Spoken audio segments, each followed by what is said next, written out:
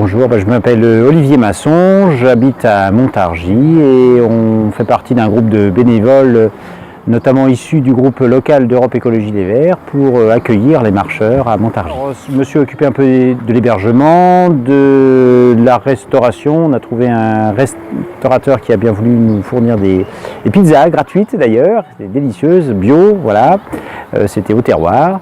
Et puis on a aussi travaillé un peu sur des dossiers locaux, voilà, qu'on a présentés aux marcheurs. Il y avait une question un peu d'actualité qui était celle du rapport flash qu'a fait le député de Montargis sur le lévothyrox au mois d'octobre dernier. Et il y a un fait nouveau, c'est l'Association française des malades de la thyroïde qui a fait faire une enquête et a fait un communiqué il y a une dizaine de jours, je crois, qui montrait que le lévothyrox, la nouvelle formule, finalement, elle était sans doute dégradée, on ne sait pas par quoi, sans doute par l'acide citrique qui est là. Voilà, et on aurait bien voulu poser des questions au député qui a fait ce rapport flash au mois d'octobre dernier, mais il n'était pas là pour nous répondre. Malheureusement, ce n'est que partie remise, je pense. Il y avait beaucoup d'inquiétudes des malades de la thyroïde, et en fait, il y a quand même beaucoup de cas qui ont été signalés, et le député a dit que c'était un problème de communication, et notamment du fait que les gens n'étaient pas allés consulter leur médecin, puisqu'ils y vont tous les 6 mois, et en fait, la raison est sans doute autre. Il fallait faire une enquête indépendante et il est quand même surprenant que la FMT soit obligée d'aller consulter un laboratoire aux États-Unis pour faire juste la chromatographie. Je crois que c'est la chromatographie là qui en fait. Voilà. Donc ça a besoin d'autres enquêtes. Donc, les marcheurs sont venus avec nous rencontrer l'ADEPOM, l'association de défense l'environnement de l'Ouest Montargois, voilà, qui s'est inquiété de l'installation d'une usine qui produit donc à partir de cellulose, qui produit de papier toilette notamment, une usine qui est en plein développement et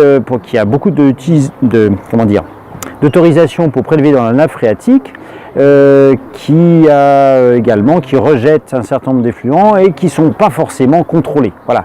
Donc il y a une interpellation sur les contrôles qui peuvent être faits, qui les fait, voilà, sur la pollution de l'eau, éventuellement sur la pollution de l'air. Voilà, donc beaucoup d'arguments qui vont être employés sur la création d'emplois. Il y a des emplois qui ont été effectivement créés, mais une partie d'entre eux sont des travailleurs détachés, on ne sait pas combien d'ailleurs. Voilà.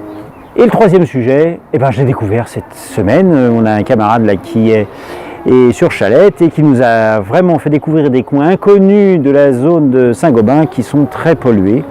Voilà, on a découvert des choses pas très ragoûtantes, du soufre notamment sur le sol. Voilà, une zone qui était accessible, on a rencontré quelques jeunes là qui se promenaient, c'est tout à fait accessible, c'est contraire à toutes les prescriptions qui ont été données notamment aux autorités sur l'accès à ce site qui devrait être sécurisé et fermé et en attendant d'être dépollué. Voilà. Et ce soir, on termine par... Ce soir, eh bien, on est au Croqueur de Pavé, on fait la fête, voilà. Donc les Croqueurs de Pavé, ils initient des jeunes ou des moins jeunes aux arts du cirque et on est là, ils font leur restitution en fin d'année. Il y a plein de spectacles, c'est gratuit, c'est sympa. Si vous êtes sur Facebook, sur je sais pas quoi, c'est le moment de nous rejoindre. Voilà, c'est bien sympa. Regardez tous ces jeunes-là qui font des mouvements, là, voilà, ça y est, voilà, ce sont des jeunes qui créent. C'est ça l'avenir.